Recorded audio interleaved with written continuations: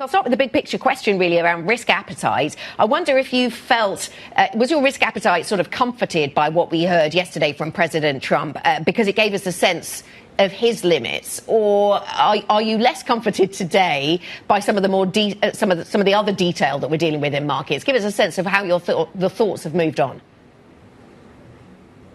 I guess it's fair to say that in the last 24 hours, things have improved marginally, very, very marginally, by the fact that Trump has pulled back from a pretty extreme ultimatum.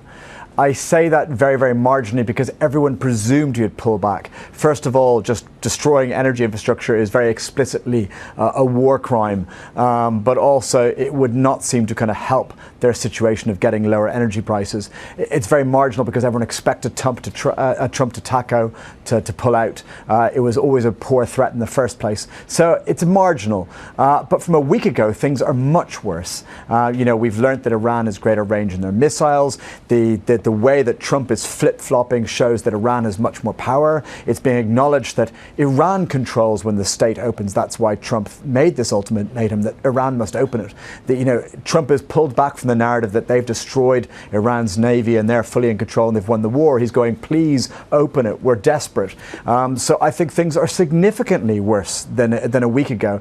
And what's worrying, though, is that investors remain extremely complacent. So the overall trend is getting worse, and yet investors remain very complacent. So look, I've been bearish for the last 3 weeks. It's the worst month in global stocks in 3.5 years.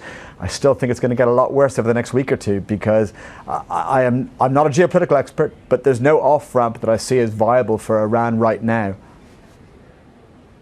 And Mark, what do you make of this turnaround that we've seen in futures during this show? We started in the red, now we're in the green on both sides of the Atlantic, even if those gains are somewhat paired. Yeah, I mean, look, there's some speculation going around on chatter at the moment.